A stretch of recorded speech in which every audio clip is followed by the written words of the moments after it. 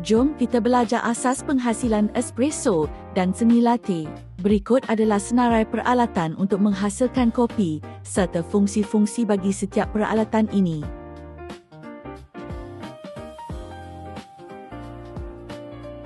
Langkah pertama adalah mengisar biji kopi menggunakan mesin pengisar biji kopi dan berat serbuk kopi adalah 18 gram.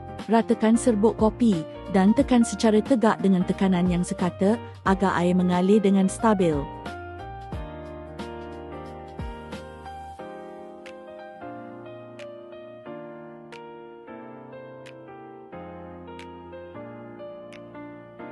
Pasangkan portafilter pada mesin kopi dengan kemas dan baik.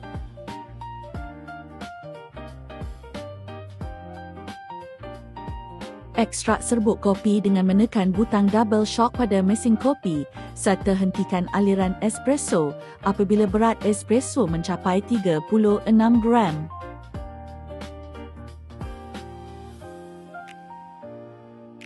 Lihat aliran keemasan ini. Espresso yang baik mempunyai lapisan krema yang pekat sebagai tapak untuk latte art kita nanti.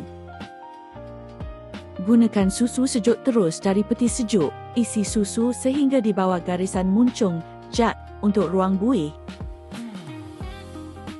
Muncung steam dimasukkan ke permukaan susu. Cipta pusaran untuk memecahkan buih besar. Berhenti apabila suhu susu mencecah 65 darjah Celsius. Tuangkan espresso ke dalam cawan.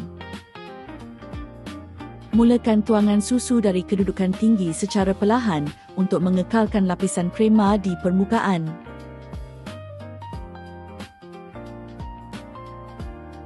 Rendahkan jak sehingga hampir menyentuh kopi.